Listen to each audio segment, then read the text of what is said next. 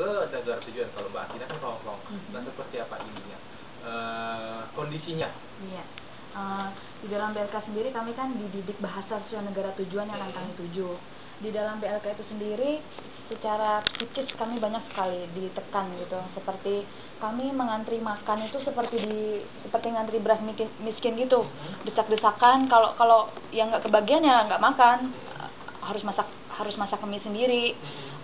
Itu pun nggak boleh pakai kompor, jadi pakai air panas tuh yang diituin ke mie, diseduhin ke dalam bungkus mie gitu, kayak gitu. Terus kami tidur di lantai yang dialasi hanya oleh kasur busa yang sangat tipis sekali. Itu pun banyak kayak binatang kecilnya gitu, Mas. Apa sih kalau kutu-kutu gitu ya? Iya, kalau orang Bandung bilang tumila gitu. Jadi bukan di bang bed gitu, bukan? Enggak. Jadi ya itulah, saya kebetulan mendapatkan PJTKI yang seperti itu. Lalu ketika kami mau berangkat ke sana, ada kejanggalan-kejanggalan yang membuat saya semakin was-was dengan nasib saya selanjutnya di Hong Kong. Karena ketika saya udah dijadwalkan mau berangkat, itu kontrak kerja belum saya lihat. Iya, belum dipegang. Jadi saya sempat komplain, apakah sebelum berangkat apa boleh saya bisa interview via webcam dengan calon majikan saya gitu. Ternyata usul saya itu ditolak. Terus ketika saya sudah berangkat ke bandara, itu pihak pengantar dari PJTKI ini malah berusaha untuk ngalakin kami gitu. Dia bilang, "Mbak, ada uang nggak 25.000 gitu kan untuk berapa puluh ribu rupiah gitu, saya lupa persisnya. Cuman kami kan beberapa orang, bukan saya sendiri. Cuman negara tujuannya beda-beda gitu. Ada uang sekian puluh ribu rupiah nggak supaya prosesnya cepat ngurusin airport tax-nya gitu. Lalu karena waktu itu saya baru pertama kali masih polos, saya udah mau buka dompet gitu, mau ngasih. Terus tapi salah satu teman kami yang mau berangkat ke Taiwan langsung tahan tangan kami, jangan dikasih gitu tuh. Dia langsung songong gitu sama si masnya itu, "Mas, jangan ikutin kami deh, airport tax-nya TKI itu kan ditanggung pemerintah gitu." Langsung di situ langsung saya bilang, "Oh, makasih ya Mbak, dapat pengetahuan baru." Jadi saya berpikir mulai dari berangkat pun kami sudah diperlakukan seperti itu gitu. Lalu ketika sampai di Hong Kong, sebelum saya ke Hong Kong pun saya kan baru terima paspor, visa kerja sama kontrak kerja.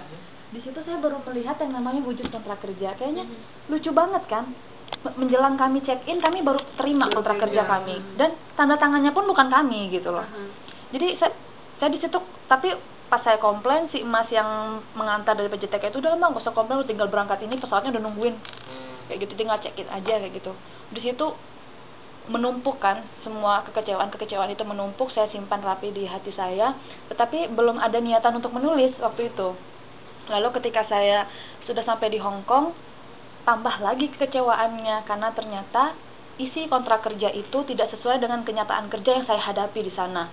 Sementara di kontrak kerja tertulis saya main duty saya adalah take care of baby. Nyampe di sana memang baby, tapi bukan bayi manusia, tapi bayi anjing. Terus ditulis di kontrak kerja saya menjaga satu rumah dengan pekerjaan rumah pada umumnya, tapi nyampe di sana ternyata 2 rumah, 2 flat dalam 1 tower gitu. Gitu. Ditambah lagi 1 kafe kecil punya majikan, dan saya harus membantu menyiapkan bahan-bahan di situ. Jadi 3 pekerjaan dalam 1 hari. Dalam 1 hari itu saya harus turun naik ke lantai 18, lantai 33 ke kafe juga, kebetulan dekat dari apartemen gitu. Lalu saya berpikir memang di Hong Kong saya tidak dianiaya secara fisik seperti di Arab ataupun di Malaysia, tetapi saya dieksploitasi secara waktu.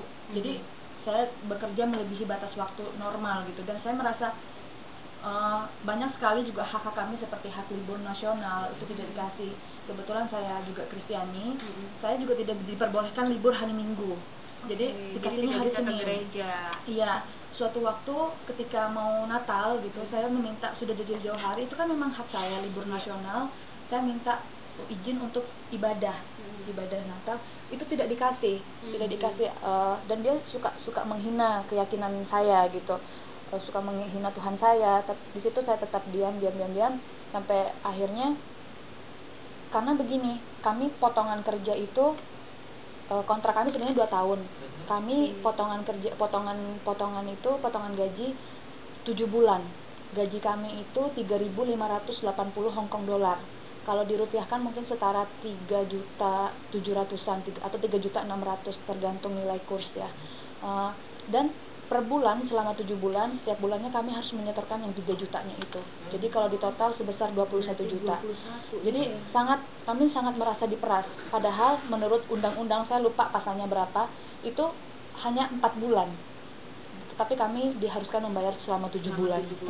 Iya, seperti itu. Banyak hal-hal yang saya alami pribadi maupun hal-hal yang saya perhatikan di sekitar saya, bahwa di situ saya benar-benar masuk ke sebuah dunia yang selama ini saya nggak pernah tahu. Iya, saya hanya tahu melalui televisi.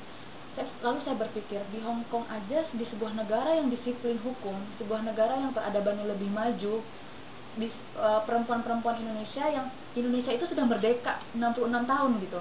Tetapi perempuan-perempuannya, warga negaranya tetap diperlakukan seperti itu di luar. Itu di Hong Kong, bagaimana yang di Arab, bagaimana yang di Malaysia gitu. Yang secara selama ini sering kita dengar saudara-saudara kita itu diperlakukan sedemikian tidak manusiawinya gitu. Di situ kenyataan-kenyataan hal seperti itu banyak juga teman-teman yang digaji underpay di Hong Kong itu. Banyak juga yang selama 1 tahun 8 bulan bekerja tidak pernah diberi waktu libur 1 hari pun. Jadi dia seperti dikurung gitu. Itu pun diberi makannya hanya seadanya. Kadang seringnya tuh hanya makan mie, sampai bibir dia tuh kekurangan vitamin C mungkin ya. Tambah juga musim dingin kan, pecah-pecah yang berdarah gitu. Saya ketemu dia di lift gitu. Saya mau ke pasar, dia mau ke pasar, dia bilang kalau saya dikurung, nggak boleh keluar sama majikan saya. Di situ saya memberi semangat sama dia. Kamu itu warga negara dari sebuah negara yang memiliki hukum, perlindungan hukum. Kamu nggak boleh takut. Kamu harus berani membela hak kamu, saya bilang gitu. Kamu minta notice ke agen kamu, kasih peringatan majikan kamu. Kalau enggak, kamu langsung ke KJRI minta perlindungan. Dia bilang, tapi saya takut mbak. Kamu nggak boleh takut, saya bilang gitu. Negara kita sudah merdeka, kamu nggak boleh mau diperbudak. Kamu lari ke KJRI, kamu minta perlindungan. Saya bilang begitu. Selama tidak terdengar kabar, akhirnya si mbak ini orang Ponorogo. Saya dengar anak ini kabur minta perlindungan ke KJRI. Syukur. Saya senang dengan mendengar hal-hal seperti itu. Karena kalau di tempat yang jauh seperti itu, kalau bukan kita yang berani memperjuangkan hak, itu siapa lagi gitu ya? Iya. Nah, itulah yang saya sayangkan. Sudah kami rela teralienasi dari negeri ini. Kenapa dari pihak pemerintah juga tidak memaksimalkan penempatan dan perlindungan terhadap kami gitu loh.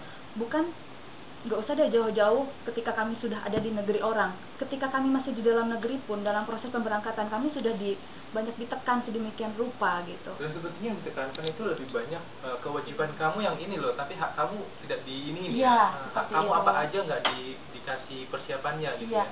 Jadi bagaimana kita mau tahu hak kita apa, kewajiban kita apa gitu ya Mas. Kalau kontrak kerjanya aja kita baru pegang ketika kita mau check in. Belum lagi kontrak kerjanya itu hanya tertulis dalam bahasa Inggris. Sementara tenaga kerja wanita itu banyaknya berasal dari kampung-kampung.